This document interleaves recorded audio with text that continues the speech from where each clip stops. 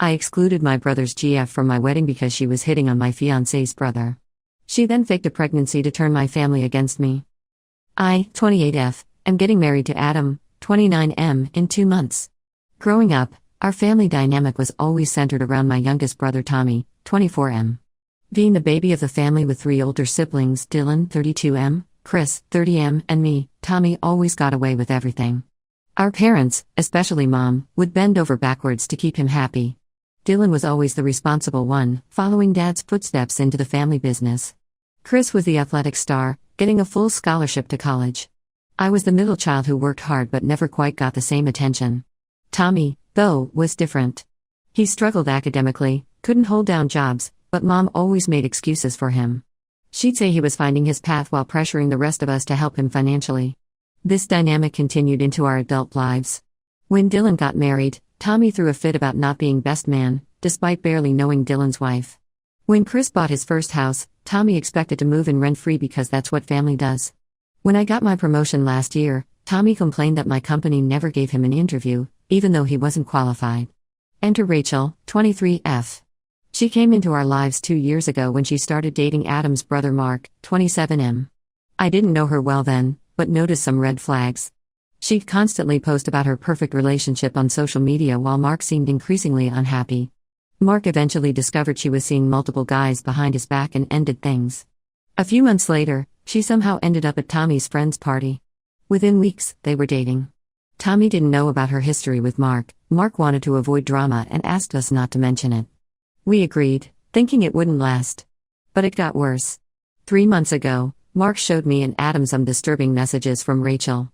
She'd been texting him late at night, saying she missed him and wanted to explain everything. Some messages suggested meeting secretly. Mark ignored them initially but came to us when she started sending revealing photos. I was torn about telling Tommy. Our family has a history of shooting the messenger. When I told Dylan his ex was cheating years ago, I was blamed for ruining his relationship. But I couldn't have Rachel at my wedding knowing she might try something with Mark. So I sent out wedding invitations without a +1 for Tommy. My reasoning was solid, it's a small, intimate ceremony. But of course, Tommy exploded. He called Mom crying about being singled out since Dylan and Chris could bring their wives. Mom immediately called me, demanding an explanation. I tried explaining it was about keeping things small, but Tommy wouldn't accept it. He started posting passive-aggressive comments on all my wedding-related social media posts. His friends, who don't know the whole story, joined in calling me a bridezilla. The situation reached a breaking point last week when Tommy showed up at my house unannounced, with Mom. They ambushed me with accusations of favoritism and unfairness. Tommy threatened to boycott the wedding and tell everyone what kind of sister I really am. Finally, I snapped and told him everything about Rachel's messages to Mark. I showed them the screenshots Mark had sent me. Instead of listening, Tommy accused me of photoshopping the messages out of jealousy. Mom sided with him, saying I was trying to ruin his one good relationship because I was always jealous of his happiness. Now the entire family is involved. Dylan and Chris, without even seeing the evidence, are saying I should stop creating drama. Extended family members are messaging me about family unity and forgiveness. Dad stays quiet as usual, not wanting to upset Mom. Adam and Mark fully support my decision. Adam's family, who know Rachel's history with Mark, understand completely. But my family is painting me as the villain who's trying to destroy Tommy's happiness. I won't back down on this. My wedding day shouldn't include someone who might try to seduce one of the groomsmen. Am I really wrong for wanting to protect both my wedding and my future brother-in-law? Update 1. 3 weeks have passed since my last post, and everything has become significantly worse.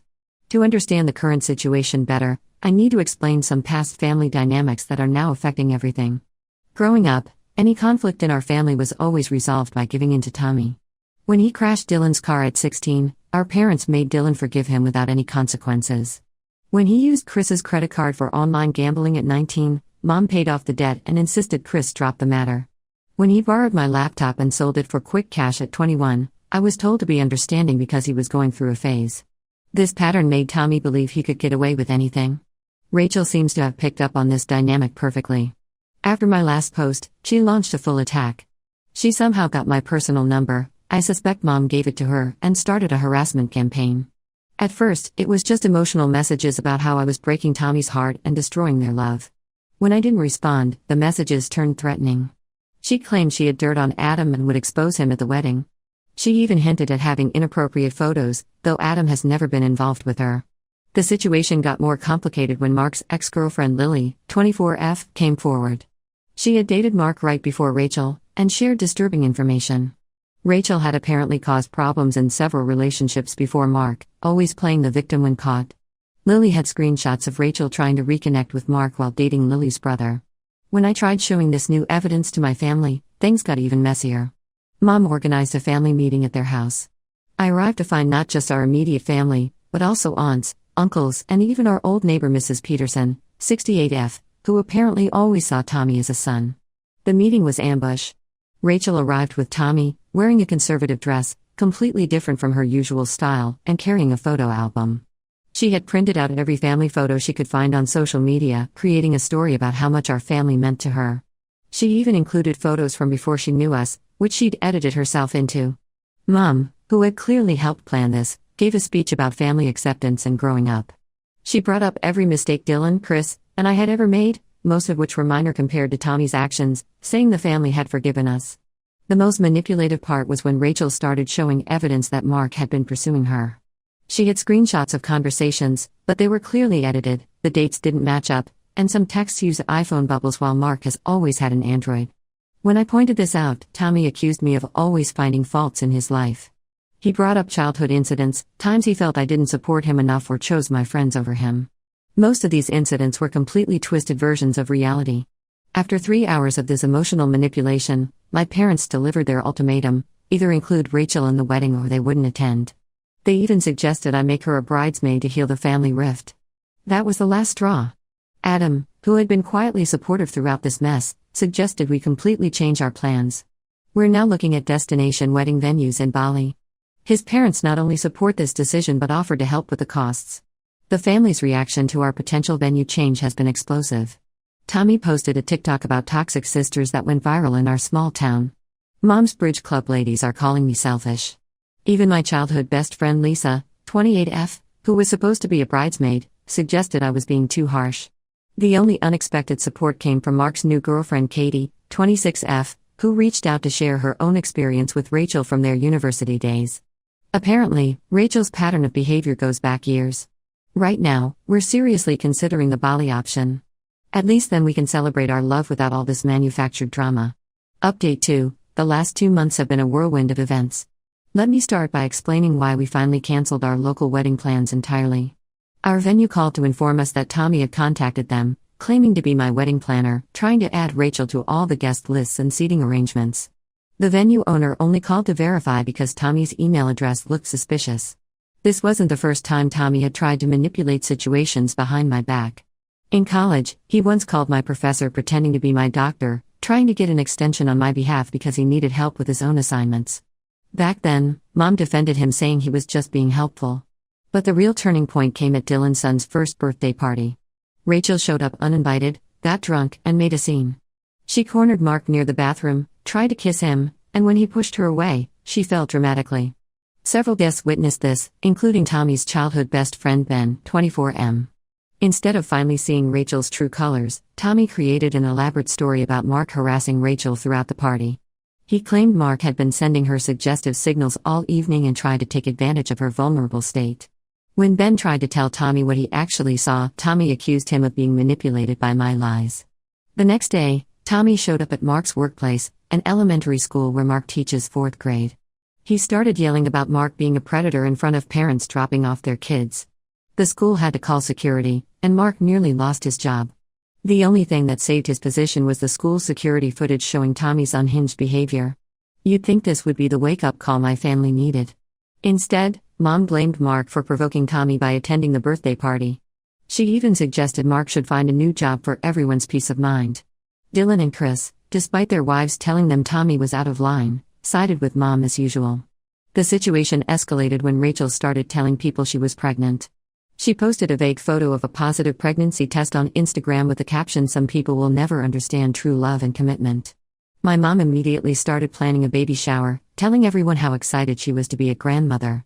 2 weeks later, when people started asking about doctor appointments and due dates, Rachel claimed she had a miscarriage and blamed the stress I was causing. She even tagged me in posts about toxic family members causing trauma, Tommy threatened to sue me for emotional distress, though he never actually filed anything. Through all this, we've been planning our Bali wedding. Only 30 guests are invited, mostly Adam's family and our closest friends. My dad, after seeing the security footage from Mark's school, finally took a stand. He's coming to Bali, despite Mom's threats to make his life difficult if he attends. The latest development? Rachel announced their engagement on social media, complete with a ring that looks suspiciously like the one she once posted about Mark giving her. He never did. The post included a long paragraph about overcoming family betrayal and staying strong against those who try to tear true love apart. My dad finally moved out of the family home last week. He couldn't take Mom's constant defense of Tommy and Rachel's behavior anymore. He's staying with his brother until he finds his own place. The wedding is in 3 weeks. We've hired security, just in case Tommy tries something. Mark got a restraining order after the school incident, and Adam's family has completely cut contact with Tommy and Rachel. Final update: it's been 6 months since our Bali wedding, and I need to share the aftermath because the truth finally came out in the most unexpected way. Our wedding was everything we wanted: peaceful, intimate, and drama-free. The 30 guests who attended were genuinely happy for us, and my dad walked me down the aisle with tears in his eyes. While we were enjoying our honeymoon, the real drama exploded back home. Remember Ben, Tommy's childhood best friend? He had been quietly gathering evidence of Rachel's deceptions for months. He finally had enough when Rachel tried to seduce him, recording the entire interaction on his phone. Ben didn't just catch Rachel's advances, he got her admitting to faking the pregnancy, manipulating Tommy against his family, and still being involved with multiple men. He sent the recording to Tommy, along with screenshots of Rachel's dating app profiles and evidence of her meeting men while Tommy was at work. Tommy's reaction? He initially tried to claim the voice recording was fake. He posted about fake friends and jealous people trying to ruin his happiness. But then Rachel made a crucial mistake. She got drunk at a local bar and started bragging to strangers about how she had the perfect fool wrapped around her finger. One of those strangers happened to be Chris's wife's cousin. She recorded Rachel's drunken confessions and sent them to our family group chat. Rachel couldn't deny it this time. It was clearly her voice, her face, describing in detail how she manipulated Tommy and enjoyed causing drama in our family. Tommy finally had to face reality when he went to surprise Rachel at her workplace for lunch and found her car in a hotel parking lot. Her phone's location sharing was on, something he had insisted on after the Mark incident, showing she was in room 204. That's where he found her with Dylan's best friend Rob. The aftermath wasn't pretty. Tommy had a complete meltdown at the hotel. Security was called, and the whole incident made our local Facebook community group. Mom tried to blame Rachel's behavior on me again, claiming my rejection of her pushed her into another man's arms. Dad, who's now permanently moved out and is dating a lovely woman from his church group, finally told Mom she needed help. He pointed out how her constant enabling of Tommy destroyed our family relationships. Mom responded by telling the entire extended family that Dad left her for another woman, conveniently leaving out all the context. Dylan and Chris finally apologized to me, though it felt more about saving face than genuine remorse.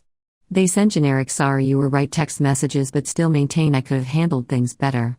Tommy moved back home with Mom, who's now telling everyone he's healing from the trauma of betrayal. Rachel moved in with Rob but still posts cryptic messages about narcissistic families and escaping toxic relationships. Mark is engaged to Katie now, and they're expecting their first child. Adam and I are settling into our new home in another state, far from the family drama. We're expecting twins, but we're only telling Dad and Adam's family for now. I've learned that sometimes the truth comes out in its own time, but it doesn't always bring the closure you expect. While I'm glad my brothers finally saw Rachel's true colors, the damage to our family relationships might be permanent. And honestly, I'm okay with that. Mom still sends occasional messages about forgiving and forgetting, but I found peace in my new life with Adam, far away from the chaos of my childhood family.